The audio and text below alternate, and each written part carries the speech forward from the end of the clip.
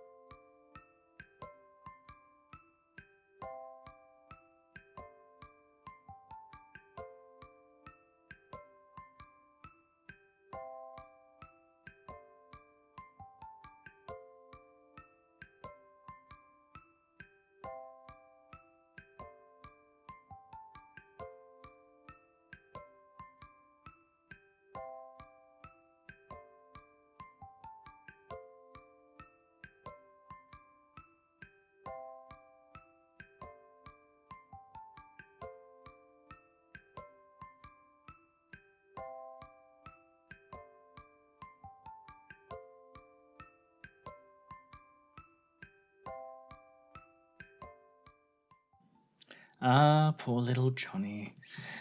So, part of this question also implies you know a little bit about the kind of infections that Indigenous communities are potentially susceptible to, because unfortunately there is a disproportionate amount of things like acute post-streptococcal glomerulonephritis. I can never say that. I'm just going to say GN from here on. Please don't hate me for it. And look, as you've got in there, SP, post-strep GN and nephrotic syndrome are the two big ticket items here that I think most people would want to be seeing in your answers. Time with that as well to me. Well done. Post-strep GN. Rheumatic fever will come back to at the end. Of course, a couple of other things that you could consider here would be an IgA nephropathy, lupus nephritis, significantly less likely. Minimal change disease, yeah, I wouldn't be convinced with the blood pressure being elevated. You wouldn't expect that with minimal change disease, but all things you would be keeping in the back of your mind. Okay, now we'll move on to the next question, of course. So let's get 2 minutes on the clock and your time starts now.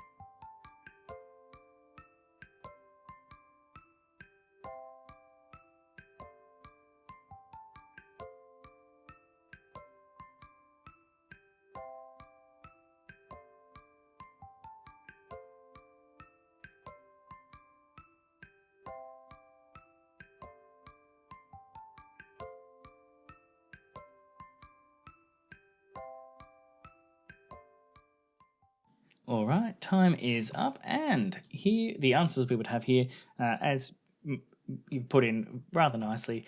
A, urinalysis with microscopy. We're trying to confirm those urinary findings there, checking for hemoglobin in the blood, for example.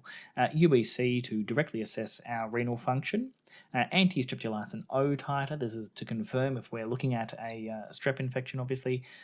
Serum C3 levels. So serum C3 would be expected to be low in the post-infectious GN phase. I'm not going to say that word. I can't do it. I'm sorry.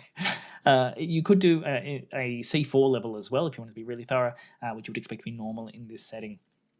And of course, the other thing here would be your serum anti-DNase B level as well, which again would really lock in that we are looking at a post-strep GN. Now, some of the things I'm going to be a little bit mean for here as well is I don't think a J answer here, the complete blood count or FBE, in terms of confirming the most likely diagnosis, I don't think it would massively change the confirmation of the diagnosis. Would you do it? Hell yeah. But this is where we fall into that trap of reading the question, and really we want to confirm the diagnosis in the 1 month period after the sore throat. We're probably not going to expect to see elevated white cells or anything more sinister there. So best bang for buck, you're going to get answers elsewhere. Likewise with G, we are 1 month post-infectious period. There's no other kind of symptoms of infection there. I intentionally gave it a normal... normal temperature and otherwise relatively normal vital signs. Of course, we have thrown in a bit of high blood pressure there as well. Could that be relevant? Maybe. Let's find out. All right. Next question. Let's get 2 minutes on the clock, and your time starts now. Should we say now?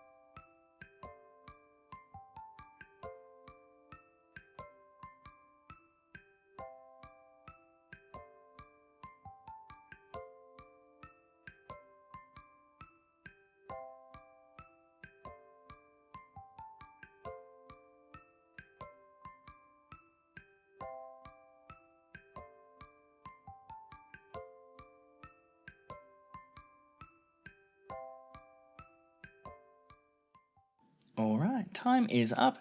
And Demir, you called it from the get-go. You could see where this was heading. And of course, rheumatic fever is something that we need to be considering when dealing with, particularly remote or rural Aboriginal or Torres Strait Islander populations. And so this is taken from the therapeutic guidelines when looking at sore throat, and really what we're caring about is those streptococcal infections. The risk factors that would place someone at increased risk, or high risk rather, of a rheumatic fever would be a Aboriginal or Torres Strait Islander under the age of 40, so ticking those boxes there, living in a rural or remote area, living in a household affected by overcrowding, experiencing socioeconomic disadvantage, history of acute rheumatic fever or rheumatic heart disease, and that would not get your mark here. because there's no history of that there. And as you've both put in here, history of streptococcal GN or confirmed streptococcal infection, interestingly enough, that infection on its own, because there's lots of forms of those streptococcal infections, that in and of itself doesn't actually place you at increased risk. Sounds crazy, I know, but it's in there. Now, one of the things that would be important here would be part of a family or household in which a member has had a recent history of acute rheumatic fever or rheumatic heart disease. Pardon me. So those are the answers I'd be putting into here. To be honest, if I was going through and marking the exams, that history of a confirmed streptococcal infection, if you can confirm the strain in there, I think I'd be giving that mark because in reality that is going to be putting them at that increased risk there. And so I think as long as you're being specific as you were, I think you probably would get over the line. But if we're going by kind of what's written on the page, these are the answers that are provided. Now, we still have, and sorry, I'll just pop up on here because to me you've just, let's go last slide. You've just popped on there very appropriately. You assume his ASOT and anti-DNAs came back positive. Yeah, and that's what I'm saying. Like in this kind of setting, I think you probably would get over that line, but it's not listed in the official things here. Again, I'd totally be giving you that mark in the exam. Cool.